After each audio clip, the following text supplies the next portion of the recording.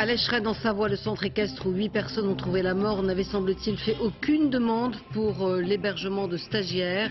Il n'était homologué que pour l'apprentissage de l'équitation. En Irak, l'insurrection des chiites lancée depuis 48 heures à Nadjaf contre la coalition anglo-américaine a donné lieu à de violents affrontements. Selon l'armée américaine, il y aurait au moins 300 morts déjà à Nadjaf. Attention à l'excès de consommation d'eau pour les personnes âgées. En effet, à trop boire et trop éliminer, on peut très vite avoir des carences en sels minéraux. Fanny Ardant dans les arènes de Nîmes pour Médée, récitante dans l'opéra, lira le texte d'Euripide qui raconte la vie de cette femme trahie par son amour qui tuera ses enfants. Fanny Ardant est l'invitée de ce journal, nous la retrouverons tout à l'heure.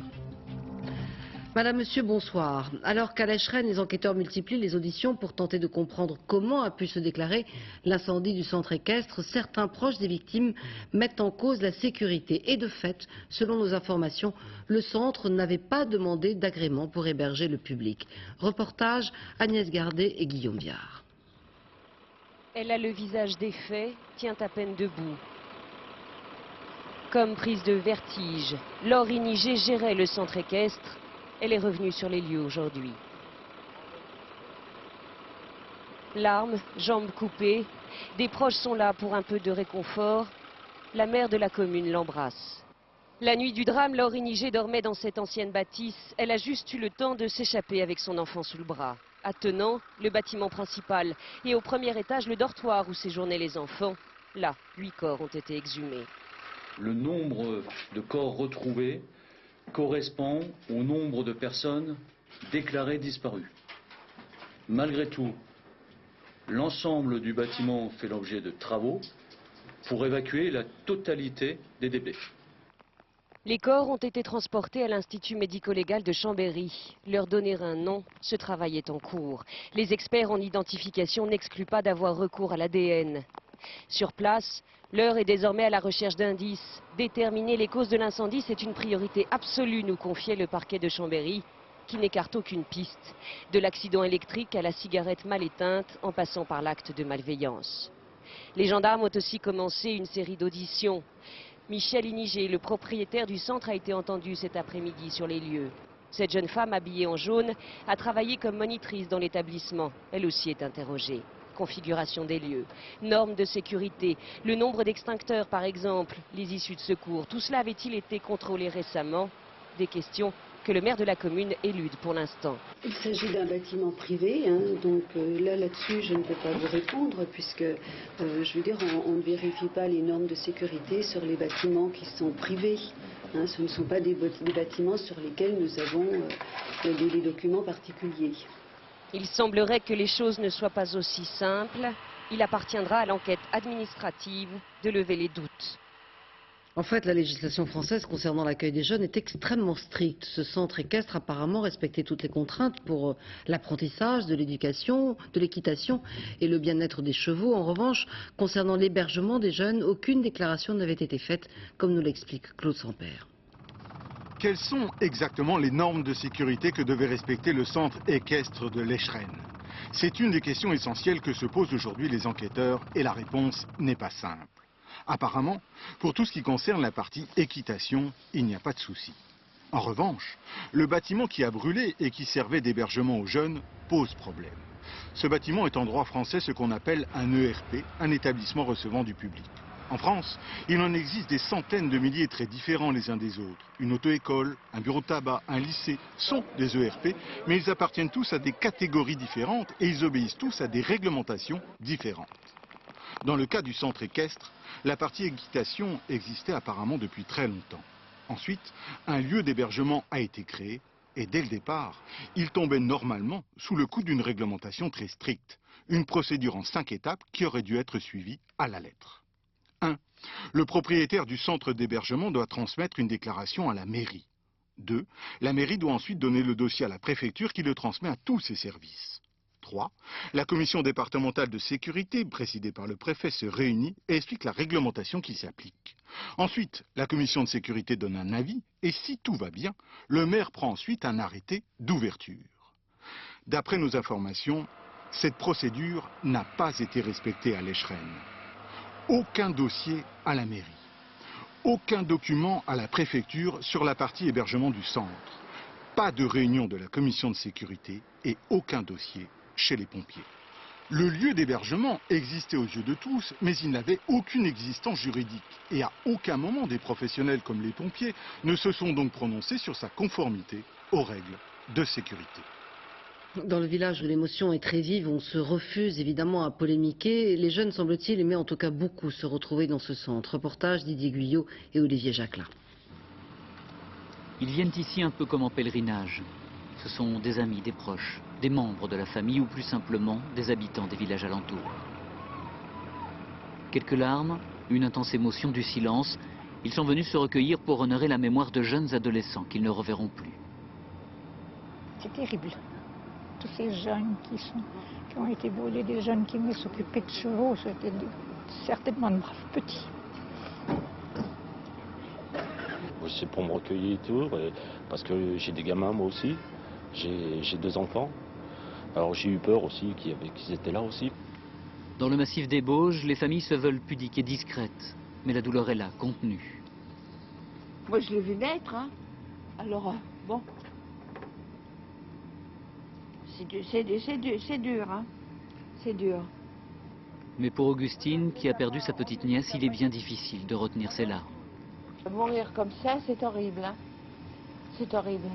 Moi, j'ai pas dormi de la nuit, c'est pas difficile. C'est dur, vous savez, une gosse de 15 ans et demi, puis j'ai une belle fille, hein. Mourir comme ça pour les parents, c'est affreux, hein. C'est affreux. Pas une famille ici qui n'ait pas envoyé un jour son enfant dans ce centre équestre. Pendant 30 ans, il était devenu un lieu de rendez-vous incontournable. Pour tous, l'incendie est vécu comme un cauchemar. Les jeunes du village qui connaissaient bien, surtout Perrine ici, qui faisait du cheval avec et tout. Et notamment, j'ai ma fille aussi qui connaissait, mon fils qui est très touché. C'est vrai que tous les enfants sont tristes. Hier, tout le monde pleurait, quoi. Et ça nous touche aussi, hein, parce que bon, ça aurait pu être aussi nos enfants. Et puis on pense à tous ceux aux parents qui ont perdu les enfants, comme quand on perd un enfant, ça doit être quelque chose de... Et puis pour les directeurs aussi du centre, tout ça, les animateurs. Demain, dans l'après-midi, l'église de l'Échrennes sera ouverte. Familles et anonymes pourront ainsi prier, apporter des fleurs ou des témoignages de sympathie. Les journalistes, eux, sont invités à se tenir à l'écart. Il existe en France 34 000 centres de vacances, dont 5 500 centres équestres. Ceux qui hébergent les enfants respectent des protocoles de sécurité très stricts et vont même parfois au-delà de la réglementation officielle. Exemple, à Saint-Bosile, dans le Tarn, où il y a 10 ans, un jeune qui fumait avait provoqué un début d'incendie. La cigarette est maintenant strictement prohibée aux abords des écuries. Francis Mazoyer et David Bress. Première mesure de sécurité dans ce centre équestre du Tarn, une interdiction absolue de fumer. La plupart des lieux sensibles sont concernés, comme les boxes des chevaux évidemment, ou ce hangar qui abrite 6 tonnes de foin. Si j'en vois un passer avec une cigarette, c'est la punition assurée. Et donc corvée de boxe, récurage et en général ils ne reviennent pas. Voici le seul endroit où la cigarette est tolérée. La consigne est claire et plutôt bien acceptée par ces adolescents. Qu'il fallait fumer dans un endroit là où il n'y a pas d'herbe, sur une table avec un cendrier. Si on jetait les mégots par terre ou qu'on les écrasait par terre, et bien ça pouvait prendre feu. Le feu qui avait entièrement détruit un hangar il y a 10 ans. En cause, l'imprudence d'un jeune stagiaire. Ce hangar a brûlé à la suite d'un petit incident avec un stagiaire, un enfant de 8 ans qui a joué avec des allumettes. Voilà, donc tout le hangar a brûlé, hein, il n'y avait que du foin et de la paille dedans, et il n'y a plus rien. Il n'y avait pas eu de blessés, mais un vrai traumatisme en plus des dégâts matériels. Après cet incendie, de gros efforts ont été faits pour la sécurité. Mise en place d'extincteurs partout dans le centre et d'un système d'alarme, des équipements obligatoires.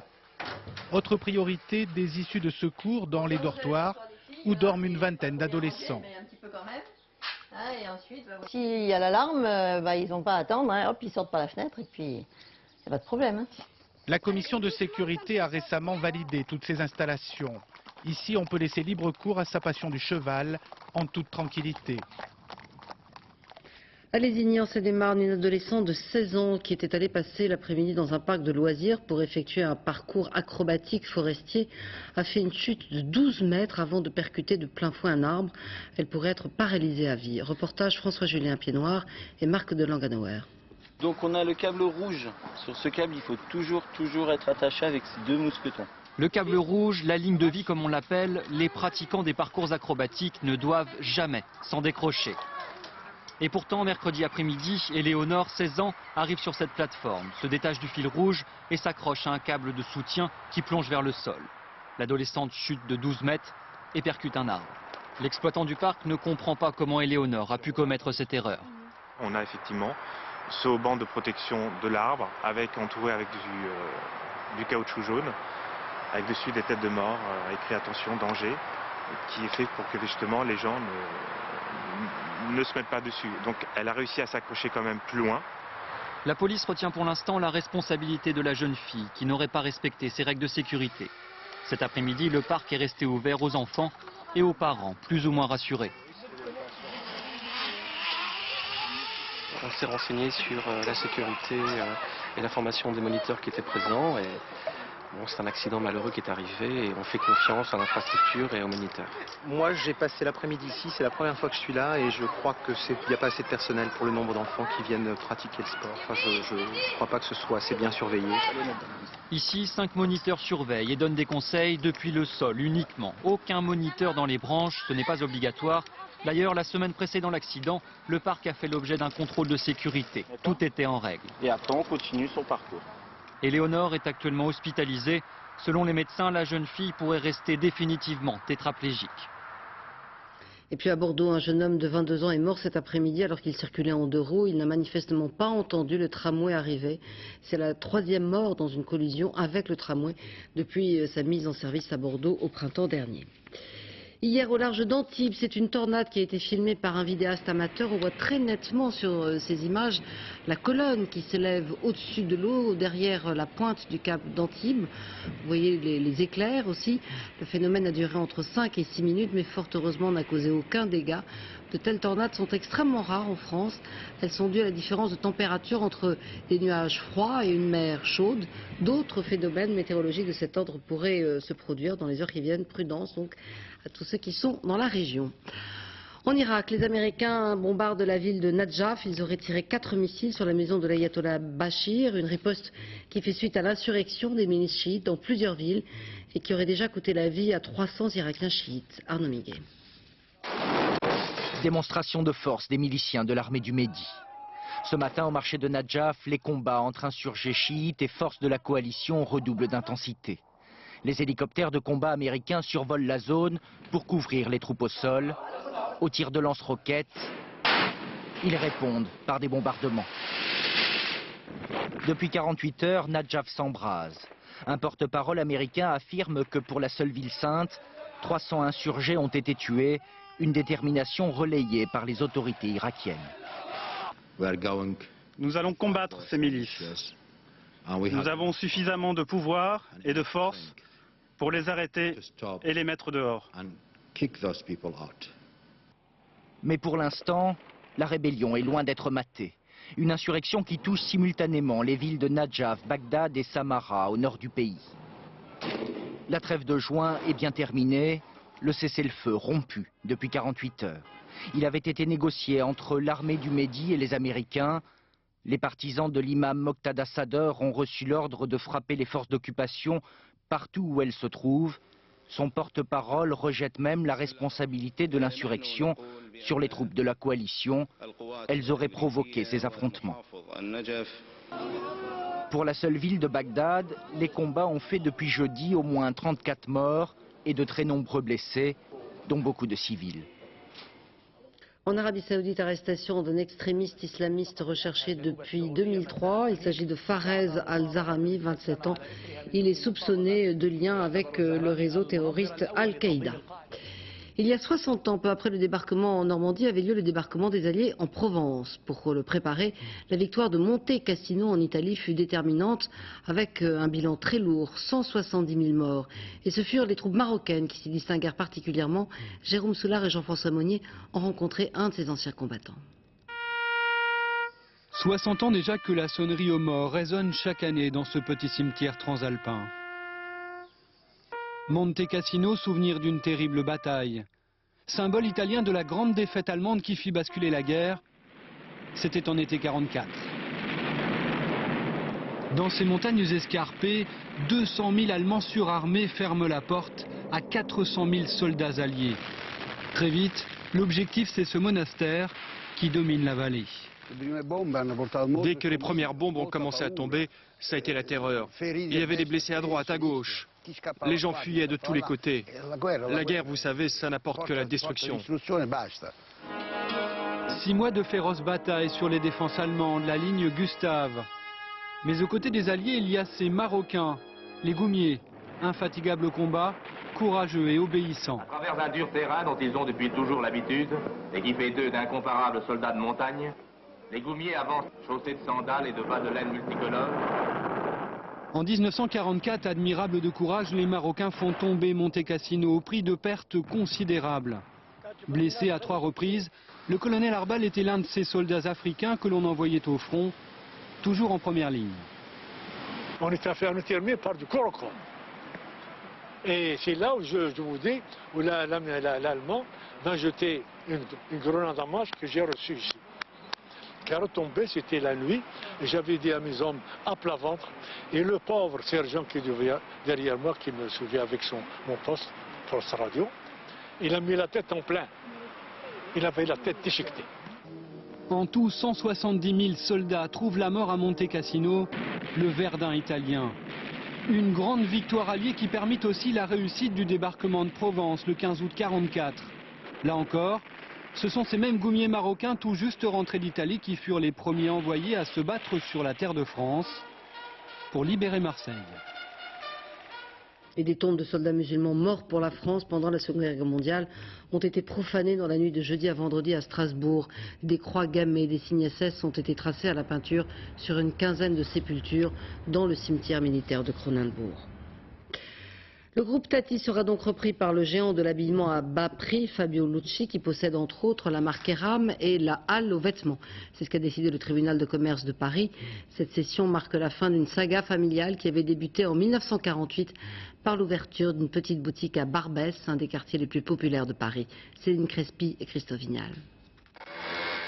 Une enseigne, Tati, un quartier, Barbès, une famille, les Waki. Tati, ça signifie les magasins pas chers, pas mal. Bon, tout évidemment n'est pas... Mais surtout la vaisselle, les linges, c'est bien, hein. C'est Jules Waki, juif tunisien, qui démarre l'aventure en 1948. Il achète 50 mètres carrés à Barbès et a une idée toute simple, vendre en vrac, dans les bacs, à bas prix. Le souk en centre-ville fera sa fortune. La consécration, 50 ans plus tard, le dernier des fils de Jules, Fabien Waki, ouvre une boutique sur la prestigieuse 5e avenue de New York. Je dis demain, enfin ça c'est le rêve, que les jeunes filles disent à leur maman ou à leur mari, tati, tati, tati. Entre-temps, l'entreprise familiale a essaimé 30 boutiques. Elle s'est diversifiée aussi dans le mariage, la bijouterie et même l'optique. Une multiplication des produits tous azimuts, mais mal maîtrisés. Fabien, artiste contrarié, préfère parler bouddhisme qu'entreprise, mais il a un mauvais karma. L'arrivée de concurrents féroces, les pertes s'accumulent. Il y a quelques années, j'avais souhaité qu'on vende l'entreprise pour lui permettre de se développer entre d'autres mains. La famille n'a pas souhaité le faire, on n'a pas vendu, on a gardé l'entreprise. Encore une fois, c'est très difficile de rester indépendant, héritier, avoir des idées, être créatif et pouvoir se développer aussi facilement qu'on le souhaite. Même rachetée, la marque continuera d'exister, mais la saga familiale s'arrête pour 300 salariés, un tiers des effectifs. Avec l'été, les fortes chaleurs, on incite beaucoup les personnes âgées à boire et pourtant il faut diversifier son eau pour éviter certaines carences.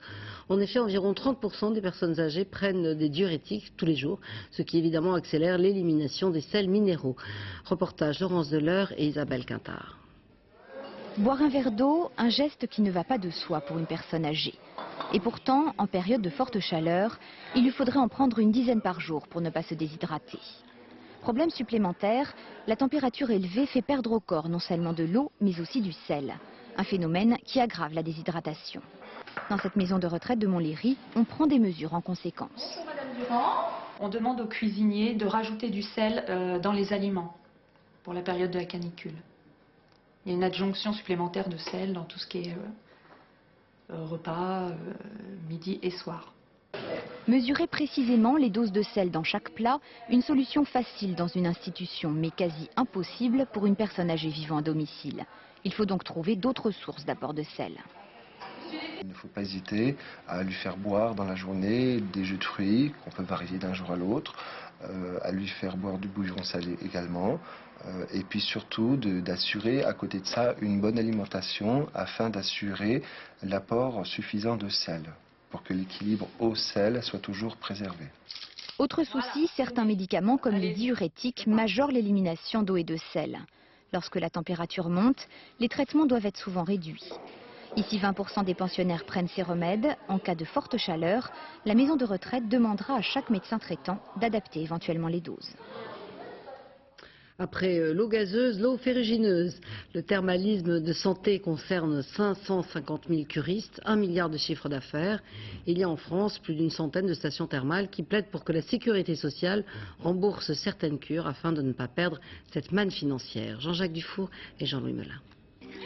Riche en vignobles et en grands crus, la France peut s'enorgueillir de posséder en plus un exceptionnel capital thermal, 1200 sources qui permettent non seulement d'étancher la soif, mais aussi de soigner.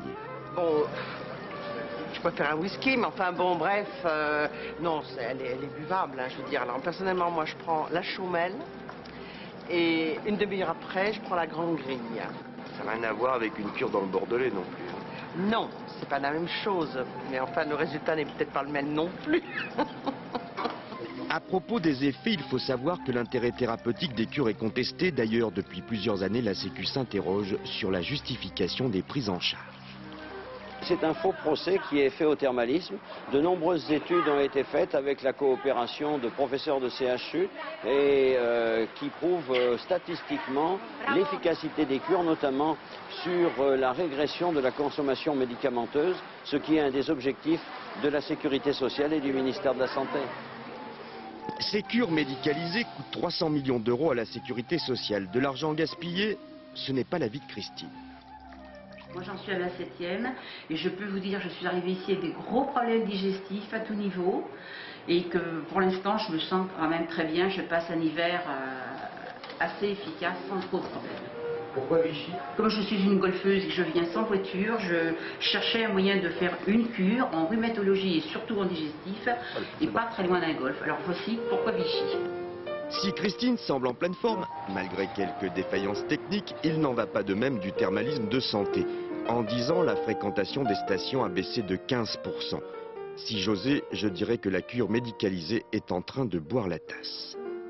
Aujourd'hui, nous sommes en train de diversifier l'activité thermale. Aujourd'hui, à Vichy, il y a les curistes remboursés par la sécurité sociale, il y a ce qu'on appelle les curistes libres, il y a la balnéothérapie, et on est en train de préparer ce qu'on appelle le thermoludisme, parce que demain, il ne faut plus dépendre d'une mono-industrie. Il faut se diversifier, et c'est comme ça qu'on pourra survivre et aller de l'avant. Le thermoludisme, ce n'est ni plus ni moins que de la remise en forme. Vous avez essayé à propos de Thalasso la douche à 4 mains? Absolument, c'est la douche de Vichy, c'est les mains synchronisées, c'est quelque chose de merveilleux, nous le demandons à chaque fois que nous venons et c'est la particularité de l'établissement. Remodeler les silhouettes avec des menus gastronomiques basse calories ou des massages à 4 mains, voilà le nouveau créneau de Vichy. C'est vrai que quand vous mettez un foie gras sur une table et que vous dites attendez c'est un mets diététique, les gens vont vous regarder, il y avait des yeux tout ronds, vous l'accompagnez avec un fruit. L'excédent de graisse est évacué par ces fibres. Tout ça c'est réfléchi, ça ne vous fait pas grossir non plus. Et ne pas grossir, éliminer les graisses qui obstruent les artères, c'est comme qui dirait... Cure de jeunesse en même temps. Cure de jeunesse. À propos de jeunesse, la majorité des curistes médicalisés a plus de 60 ans. Mais vous savez, si l'on remonte aux sources, le thermalisme français a plus de 2000 ans d'histoire. Après l'eau, le vent, et pour qu'il soit bon, il faut que la vigne souffre. En France, où l'arrosage est interdit, à la différence d'autres pays, on commence à se préoccuper des besoins en eau du raisin. Les vignerons mesurent ce qu'on appelle élégamment le stress hydrique de la vigne. Reportage dans l'Aude, Nicolas Châteauneuf et Jean-Marc Nouknouk. Quelque part sur les hauteurs de Limoux dans l'Aude, Cyril et Lionel arpentent ces terres de vignobles. Il est 5 heures du matin. Depuis 2 heures, ces deux apprentis énologues auscultent les plants de chardonnay. Avec eux, un drôle d'instrument, une chambre à pression qui va leur donner un chiffre précieux. 3,75. C'est une pression que doit exercer la plante pour extraire l'eau du sol. Donc ce qu'on appelle la force de succion. L'opération va se répéter ainsi sur des dizaines de pieds de vigne. C'est la première fois en France que des vignerons producteurs mesurent le manque d'eau de la plante. Ses besoins, sa capacité de résistance n'auront plus de secret pour l'exploitant de la parcelle. Et grâce à ces mesures, on va pouvoir lui conseiller peut-être de ne pas effeuiller ou d'effeuiller et de faire un petit peu un travail très particulier qui va permettre donc de pallier le manque d'eau ou d'aider donc le vigneron à élaborer le meilleur raisin possible. Voici les cuves de l'une des principales coopératives de vignerons de Limoux. C'est ici que l'expérience a commencé. Dans ce laboratoire, on analyse et l'on étudie les centaines de molécules qui donnent tout son arôme au vin. Pour perfectionner son art, le vigneron se fait donc scientifique. On commence à expliquer avec l'onologie moderne un certain nombre de réactions et d'interactions entre ces différents constituants. Donc c'est important de les connaître, de les comprendre pour pouvoir les contrôler. Néanmoins, la dégustation restera toujours primordiale. Pour l'instant, le nouveau procédé bénéficie à un vin blanc effervescent, mais il pourrait bientôt s'appliquer au vin rouge. L'enjeu est de taille. Chaque année, 18 millions de bouteilles sortent de ces caves. À Sainte-Maxime, où la préoccupation majeure en cette saison consiste essentiellement à défendre son coin de serviette à la plage, une nouvelle espèce de parasite envahit aujourd'hui un quartier de la ville. Ce ne sont pas les vacanciers, non, mais les punaises. Elles sont chassées des bois où elles nichaient par la sécheresse ou les incendies. Nathalie Jourdan. Regardez, ça grouille. C'est comme ça depuis quand? Et voilà, ça fait 3 jours. 3 jours. Et on mange là, alors vous savez... Le pulvérisateur ne contiendra pas l'invasion. La bête ne pique pas, mais femmes et enfants restent à l'abri. Place au pro de la gâchette, les tueurs d'insectes. Première étape, tentative d'identification des assaillants. C'est une petite punaise qui doit être là, certainement pas à cause des incendies de forêt qu'on a eu l'année dernière. C'est un petit insecte qui se nourrit beaucoup de matière organique, donc je pense que ça vient de là. C'est une hypothèse. En attendant les certitudes, on ne fait que repousser l'ennemi. Un peu plus bas, changement de tactique, une ligne Maginot de la colle que la punaise finit par gravir. Les propriétaires n'osent plus quitter leur maison, ils combattent de l'intérieur. Ils rentrent, on a même dans le lit, on en a partout. Ils vont partout, ces bêtes, partout. Alors si vous allez dormir et puis que tout d'un coup là vous en avez sur votre corps, c'est pas agréable. Et ouvrir les fenêtres, on peut pas. En amont, le golfe de Sainte-Maxime, pour certains riverains, c'est le nid des bestioles. Elles font que traverser le golfe, parce que si on va de l'autre côté du golfe, dans la forêt qui est derrière moi, on en voit des milliers aussi. Donc nous ne sommes qu'une des zones touchées parmi les autres. En effet, les nuisances existent ici aussi. Le green grouille. Alors, qui sont ces punaises? D'où viennent-elles? Que veulent-elles? Des analyses sont en cours. Elles devraient permettre d'établir un plan d'attaque radical. Pour les footballeurs, les vacances sont déjà finies. Le championnat de France de Ligue 1 reprend ce soir. Les champions sortant Lyon se déplacent à Nice en match avancé après 3 titres consécutifs. Plusieurs équipes ont bien l'intention de le faire trébucher cette saison. C'est le cas de Marseille, annoncé comme l'un des favoris du championnat. Il est vrai que le club a renouvelé beaucoup ses effectifs avec quelques vedettes comme Vicente Lizarazu. Portrait de ce nouvel OM, Julien Benedetto et Carole Greco. Il y a des signes qui ne trompent pas. À voir les maillots de l'OM fleurir sur la Canebière, c'est sûr, Marseille piaffe d'impatience à l'idée de découvrir sa nouvelle équipe. Car l'OM a recruté un champion du monde, Vicente Lizarazu, jeune retraité des Bleus, s'offre là son dernier défi de footballeur. Il y a de belles choses à faire avec l'OM.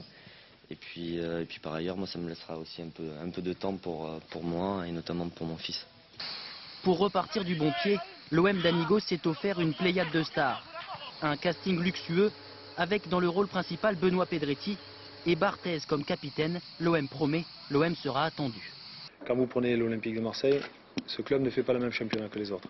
Là où les autres jouent où il y a 10 000 personnes, nous on joue où il y a 30 000 personnes. Quand vous jouez contre des équipes qui ne sont pas très bien contre vous, même s'ils ne sont pas très bien, c'est 100% ou 120% de leur énergie qu'il faut toujours contrer. Cette année, le Vélodrome découvrira un OM New Look. L'équipe a été renouvelée à 70% grâce à l'argent du transfert de Didier Drogba, vendu à Chelsea 37 millions d'euros. Le chèque est conséquent, mais il ne console pas les fans déjà nostalgiques du buteur ivoirien. Qu'est-ce que vous cherchez alors? Un maillot de Drogba. Vous savez qu'il est parti, Drogba? Eh oui. Il y a des malheureux maintenant à Marseille.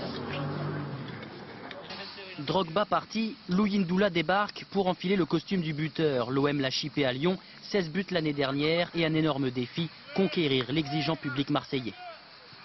Je passe après lui, mais je passe après beaucoup d'autres. Donc je pense que je suis un attaquant de plus dans le club et à moi de prouver ma qualité. 26 mai 93, Deschamps brandit la Ligue des Champions, le dernier titre de l'OM. 11 ans plus tard, Marseille espère enfin renouer le fil de son passé glorieux.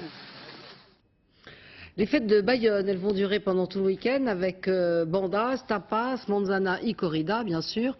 Hier avait lieu le premier lâcher de vachettes dans le centre-ville, un exercice qui demande une certaine vivacité et qui est interdit aux mineurs et pas toujours recommandé aux non-initiés, comme l'ont expérimenté pour nous Dorothée Cochard et Frédéric Bon, qui se sont donné beaucoup de mal. Regardez. Gabardane, 6 ans, 360 kilos. C'est pas une vache qui va être très agressive.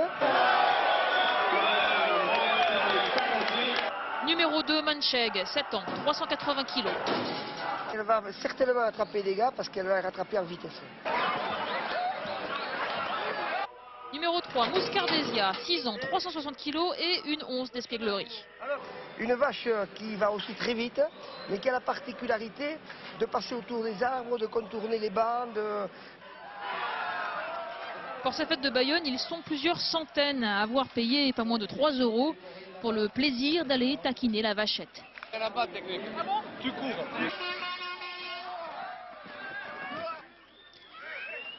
La technique la mieux éprouvée, c'est celle du chat perché, chacun sa méthode. L'attrape-corde est pas mal non plus pour les téméraires.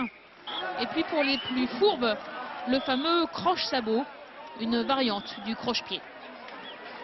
Impressionnant sur le coup, mais on ne voit pas arriver, ça va vite en fait. Et voilà, mais bon, ça va, tout va bien. D'autres vont beaucoup moins bien. Évacuation, 34 blessés en 2 heures. Ça n'empêche pas les Bayonnais d'attendre la vache suivante. Il paraît que c'est affaire de caractère. Le plaisir qu'on éprouve à courir sur cette place, c'est un plaisir très bayonnais. Il n'y a pas un jeune Bayonnais qui n'est pas un jour descendu sur cette place.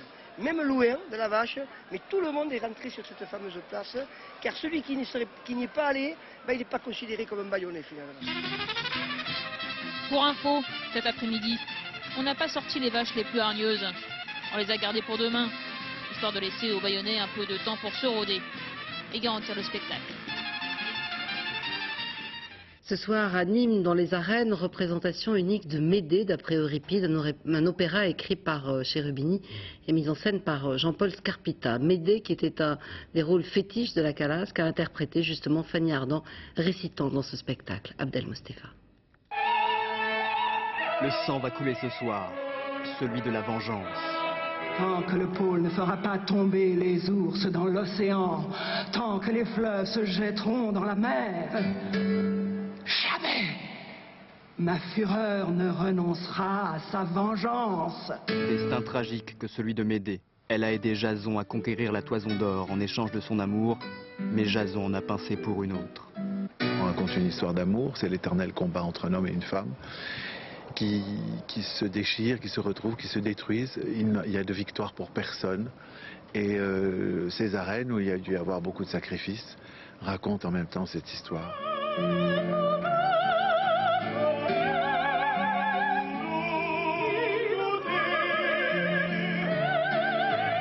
Dans sa folie vengeresse, Médée empoisonnera sa rivale et le père de celle-ci. Mais de la mythologie, on retient surtout qu'elle a tué ses 2 propres enfants. Une tragédie grecque en bonne et due forme avec 2 femmes pour interpréter le rôle. Aux côtés d'une soprano confrontée aux aigus de cet opéra difficile, Fanny Ardant, voix intérieure, grave et profonde de Médée. Fanny Ardant, bonsoir. Est-ce que Médée, c'est l'archétype de l'héroïne de tragédie grecque, une femme forte et déterminée au fond? Oui, mais avec la marque des grands auteurs grecs qui la rend complètement humaine. Elle n'est pas un archétype d'un monstre, elle est justement la marque d'une femme qui passe par plein de nuances. Ça a été une grande amoureuse, elle a été une femme audacieuse pour conquérir la Toison d'Or pour Jason. Et au fond, c'est une femme blessée, humiliée, à qui on retire tout. Et d'un seul coup, la seule voie qui lui reste, c'est de tuer ses enfants, puisqu'elle a tué sa rivale et qu'on, tôt ou tard, on va lui tuer ses enfants. Donc c'est un personnage tragique par excellence, puisqu'il y a quelque chose d'inéluctable. Et est-ce que c'est difficile pour une comédienne de jouer dans les arènes de Nîmes avec justement des chanteurs dans le cadre d'un opéra? C'est un défi supplémentaire ou vous êtes porté différemment? Voilà, on est porté différemment. Je crois qu'il n'y a rien de plus qui exprime mieux que la musique, le chant, toutes les douleurs de l'âme humaine. L'acteur arrive presque après, comme pour commenter quelque chose qui s'est dit d'une façon indicible, tout ce qui touche le cœur, sans grande démonstration intellectuelle. Eh bien, moi j'arrive comme justement la voix antique et la voix intérieure d'une femme qui s'exprime que par des sentiments. Alors on sait que Médée, c'était un des rôles favoris de Maria Callas, que vous avez interprété sur scène. C'est un rapprochement voulu ou dû au hasard? Ah non, la vie a toujours plus d'imagination que nous.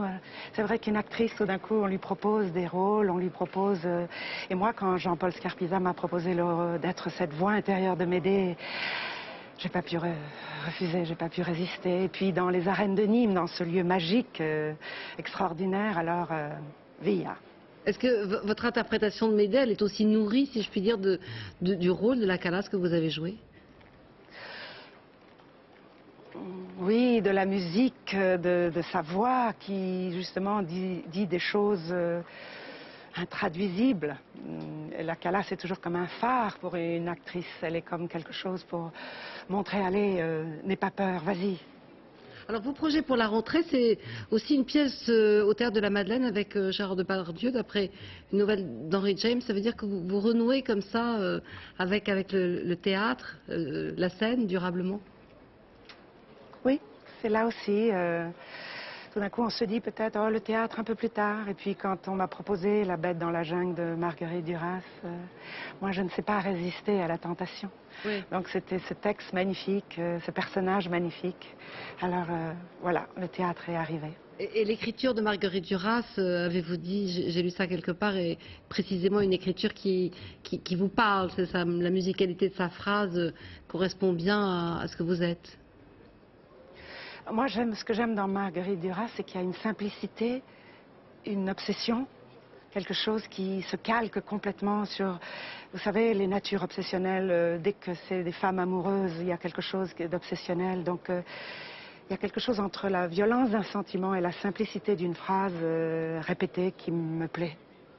Merci beaucoup Fanny Ardant d'avoir été avec nous ce soir et bon courage, si je puis dire, pour tout à l'heure, puisque dans quelques instants, vous allez vous produire donc dans ces magnifiques arènes de Nîmes. Bonsoir.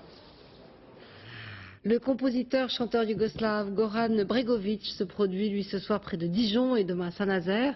Sa formation musicale baptisée Orchestre des mariages et des enterrements, compositeur pour les films de Kusturica comme Le Temps des Gitans et Réseau Dream.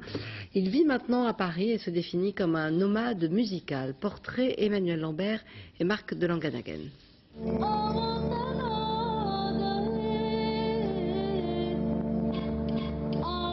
La musique du film Le Temps des Gitans, c'était lui. Une mère serbe, un père croate, une épouse bosniaque. Goran Bregović incarne à lui seul la complexité des Balkans. Je viens de cet endroit qu'on peut définir comme peut-être l'unique frontière dans l'histoire humaine directe entre les catholiques orthodoxes et musulmans. Alors rien n'est pur là. Tout est mélangé, je suis juste un produit typique. Immense rockstar sous Tito, il fuit son pays dès que la guerre éclate en Yougoslavie. Depuis, il compose sans relâche. Autour de lui, voix bulgares et cuivres serbes se mêlent, l'orchestre des mariages et des enterrements joue sur la dissonance. C'est impossible d'accorder parfaitement. Il y a toujours un petit mal accordé. Que dans un côté, je pense, un côté folie. Et c'est ça que j'aime bien.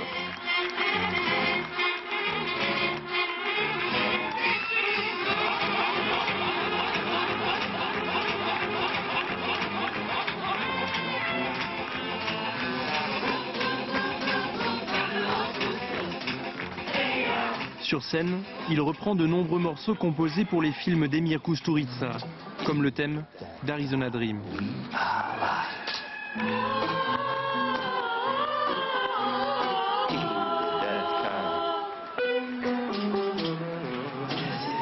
Subtil mélange entre musique traditionnelle et rythme moderne, les concerts de Bregović sont envoûtants. Les mélodies, toujours au bord de la rupture, attirent rires et larmes, joie et mélancolie, dans un même temps. Ainsi se termine ce journal. À suivre la météo présentée par Patrice Drevet, puis le point route. Julien Pascal, 20h55, votre feuilleton PG, et puis à 1h, le dernier journal Eve Mété. J'aurai le plaisir de vous retrouver demain dès 13h. Excellente soirée sur France 2. Bonsoir.